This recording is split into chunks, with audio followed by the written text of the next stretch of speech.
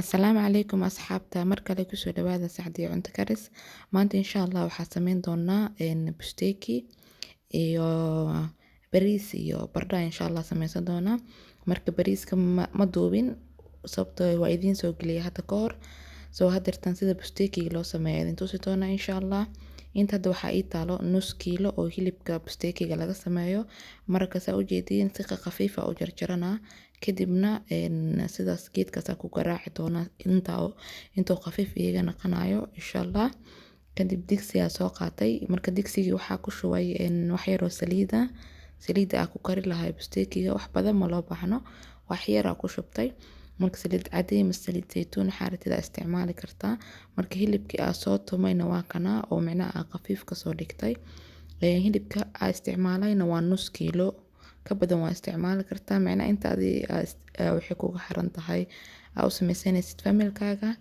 Intana waxaa ku soo jarjartay jab basal sida dheer u soo jarjaray.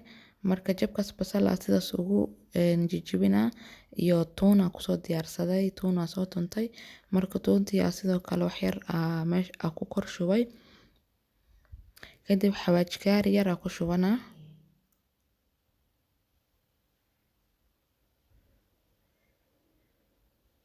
Xawaajkaariga markaa ku shubay insha Allah waxaa ku shubi doonaa maraq digaag yar. Marka nus kiiladii hilibka wuxuu ii noqday 4 xabo oo faliiq oo hilib. Marka sidoo kale qaybta kale tan hadda markaa soo saaray sidii sameynaa basashi iyo tuuntii iyo xawaajkaarigi iyo maaragtay maraq digaagi ayaa saas ugu shushuwa insha Allah. Kadibna daboola saara doonaa 3 daqiiqo camal tahurina anuna wax biyo ku darin dabkana waa u gaabi doonaa insha Allah. Marka 3 daqiiqo kadib waa kaasa daboolkii ka qaaday dabkana waa u gaabi dabkaabana ku karinooyaa hadirtan marka waa gidgidi doonaa insha Allah. Marka sidaas ugu gidiyeen insha Allah waxaa sameyn doonaa haddana daboola saarana 3 daqiiqo horiye.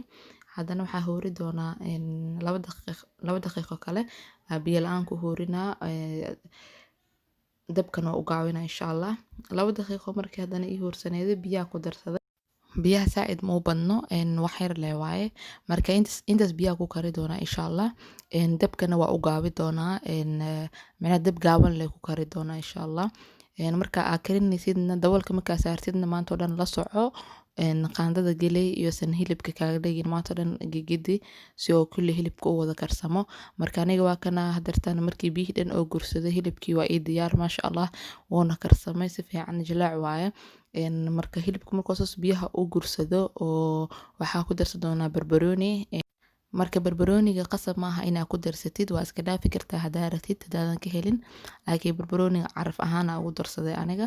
Marka barbarooni iyo basal maaragtay si dheer u jaratay ku darsan kartaa ku carfin kartaa marka bustekiga kariye meel dhigtay hadirtan bardhadii oo bariiska iyo busteki wax dhan lagu cuni lahaa ayaa shiilooya. Marka bardhada sidaas u diyaarsaday waxaa sii diyaarsaday basbaasyadii lagu cuni lahaa bariiska. Marka basbaas cagaar u samaystay aniga iyo basbaas qumbashidniga midka loo yaqaano intaas isku samaystay. Marka insha Allah waxaa rajeynaa asxaabta inaa ka faa'iidaan videogan inaa sida bustekiga loo sameeyo ka faa'iideyna rajeynaa insha Allah.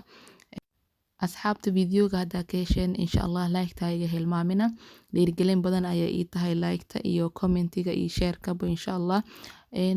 Waa kana qadadina sidaan u diyaarsaday kulli meesha ku soo diyaariyay basbaasyadii kulliina waa kaasa labada basbaas idin sheegay waa kan weelashaas ay ugu jiraan qumbashidniga ansalaatadii iyo kulli bariiskii bardhadii iyo bustekiga saxankaas ku soo diyaarsaday qada dhameystiran waaye. Marka asxaabta فيديو حقنا إنه بلن. السلام عليكم ورحمة الله وبركاته.